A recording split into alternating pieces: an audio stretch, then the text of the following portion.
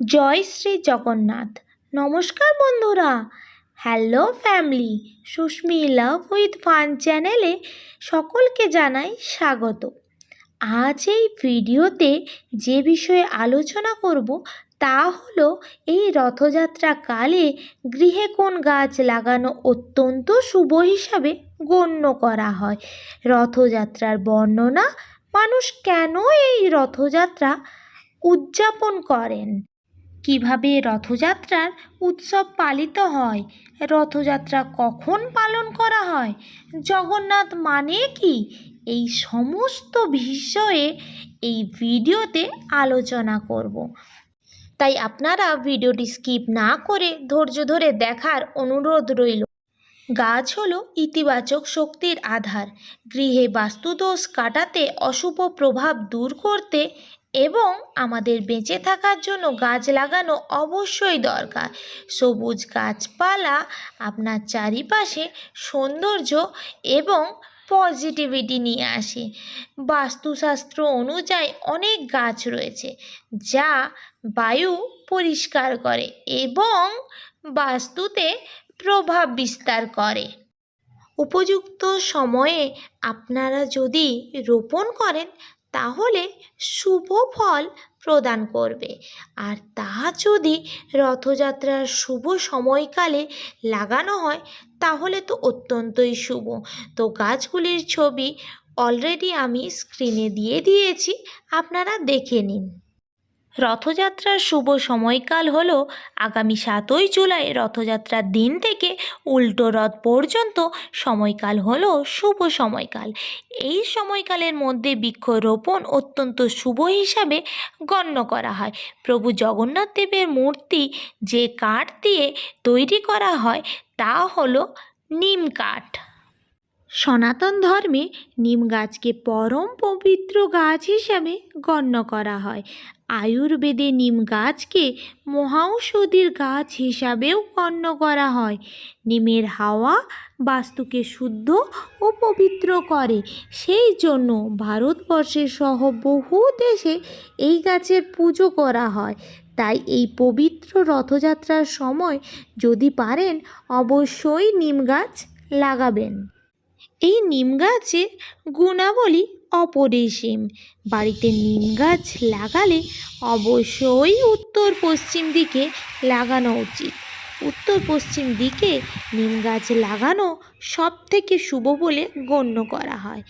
যদি উত্তর পশ্চিম দিকে জায়গা না থাকে তাহলে বাড়ির যে কোনো দিকে যে কোনো স্থানে লাগাতে পারেন আপনারা। এই রথযাত্রার দিন আরেকটি গাছ লাগাতে পারেন, তা হলো নারিকেল গাছ। নারিকেল গাছ মাতা লক্ষ্মীর অত্যন্ত প্রিয় একটি ফল হিসাবে গণ্য করা হয়, তাই নারিকেল গাছটিও লাগাতে পারেন আপনারা। এই নারকেল গাছের পাশাপাশি আরও একটি গাছ আপনারা লাগাতে পারেন, সেটি হলো তুলসী গাছ। আপনারা যদি মনে করেন বাড়িতে তুলসী মঞ্চ স্থাপন করবেন তাহলে এই রথযাত্রার দিন অত্যন্ত শুভ সময় বলে গণ্য করা হয়। এরপর যে গাছটি লাগাতে পারেন সেটি হলো মানি প্ল্যান্ট। ঘরের মধ্যে সর্বদা পজিটিভ এনার্জি ছড়িয়ে দেয় এই গাছটি। কলা গাছ এই সময় লাগানো প্রয়োজন, তবে বাড়ির সামনে নয়, বাড়ির দুই পাশে না হলে পেছনের দিকে লাগাবেন। এই 5টি গাছের মধ্যে যে কোনো একটি গাছ অবশ্যই লাগাবেন। যদি সম্ভব হয় এই 5টি গাছ লাগানোর চেষ্টা করবেন। এই 5টি গাছই বাড়ির জন্য অত্যন্ত শুভ এবং ফলপ্রদায়ীকে আকৃষ্ট করে, মা লক্ষ্মীকে ঘরে স্থিতি করে, বাতাবরণকে শুদ্ধ করে, বাড়ির পরিবেশ ভালো রাখে, গৃহে বাস্তুদোষ দূর করে। এই গাছগুলি গৃহে বাস্তু যদি ঠিক থাকে তাহলে গৃহে সুখ সমৃদ্ধি ধন সম্পদ বজায় থাকবে। 2024 সালের 7ই জুলাই রবিবার বাংলার 22শে আষাঢ় এই রথযাত্রা পালন করা হবে। রথযাত্রা বহু নামে পরিচিত, যেমন নবদিনা যাত্রা, গুন্ডিচা যাত্রা, দশাবতা যাত্রা বলেও গণ্য করা হয়। এটি ভগবানের কৃষ্ণকে নিবেদিত একটি বার্ষিক অনুষ্ঠান। উৎসবটি প্রচলিত উড়িষ্যার ক্যালেন্ডারে অনুসারে শুক্লপক্ষের দ্বিতীয় দিনে পড়ে। এই রথযাত্রা উৎসবটি রথ নামে পরিচিত। প্রতি বছর জুন বা জুলাই মাসে সাধারণত হয়ে থাকে। বিশ্বব্যাপী হওয়ার এই উৎসবটি বিদেশিদের কাছেও আকর্ষণ করে। প্রাথমিকভাবে রথযাত্রার উৎসব সমত ও একীকরণকে নির্দেশ করে। এই উৎসবের দিনে 3 দেবতার পূজা করা হয়। এদের মধ্যে রয়েছেন ভগবান বলভদ্র, যিনি ভগবান জগন্নাথের বড় ভাই, সুভদ্রা, যিনি ভগবান জগন্নাথের বোন, এবং ভগবান জগন্নাথ দেব। দেবতাদের পুরী শহরে রাস্তায় নিয়ে যাওয়া হবে, যাতে সকল মানুষ আশীর্বাদ চাইতে পারেন। প্রতিটি দেবতার একটি করে রথ আছে। ভগবান বলভদ্রের রথে 16টি চাকা থাকলেও ভগবান জগন্নাথের রথে 18খানা চাকা রয়েছে। একইভাবে সুভদ্রার রথে 14টি চাকা রয়েছে। জগন্নাথ দেব মন্দিরে দেশের সবচেয়ে পবিত্র মন্দির বলে মনে করা হয়। এবার বলবো মানুষ কেন এই রথযাত্রার উৎসব পালন করেন। রথযাত্রার আয়োজন করা হয় পুরীতে, যা উড়িষ্যার একটি প্রধান শহর। ভক্তরা অর্পণ করেন যে ভগবান কৃষ্ণ বা ভগবান জগন্নাথ মথুরায় যেতে চান, যা তার জন্মস্থান। এই রথযাত্রার দিন ভগবান বলভদ্র ও জগন্নাথ দেবকে তুলসীপত্রের মালা দেওয়ারও নিয়ম আছে। প্রতি বছর এই ইচ্ছা পূরণের জন্যই আয়োজন করেন।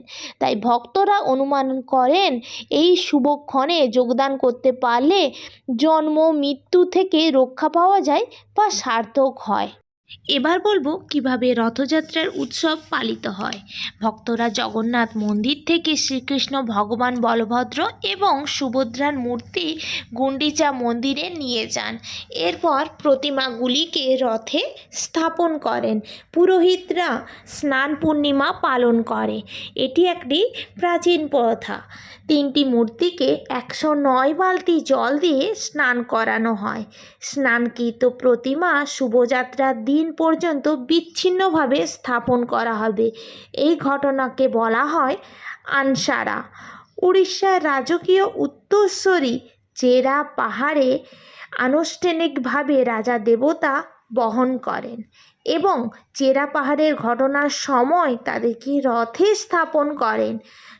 এবার আমরা জানব জগন্নাথ মানে কি। জগন্নাথ শব্দটি একটি সংস্কৃত শব্দ। ইংলিশে বলা হয় লর্ড অফ দ্য ইউনিভার্স। ভগবান জগন্নাথকে ভগবান বিষ্ণুর আরেক রূপ হিসাবে বলা হয়। জয় শ্রী জগন্নাথ, জয় শ্রী জগন্নাথ, জয় শ্রী জগন্নাথ। বন্ধুরা, আমি এই বলে আমার এই ছোট্ট ভিডিওটি এখানেই শেষ করছি। আশা করি আমি আমার এই ছোট্ট ভিডিওর মাধ্যমে অনেক জানা অজানা তথ্য আপনাদের কাছে পৌঁছে দিতে পেরেছি। যদি এই ভিডিওর মাধ্যমে স্বল্প বিস্তর আপনাদের উপকারে লেগে থাকে, তাহলে অবশ্যই ছোট্ট একটি কমেন্টের মধ্যে আমাকে জানাবেন। আমি আশা করব আমার সকল বন্ধুদের খুব ভালো লেগেছে।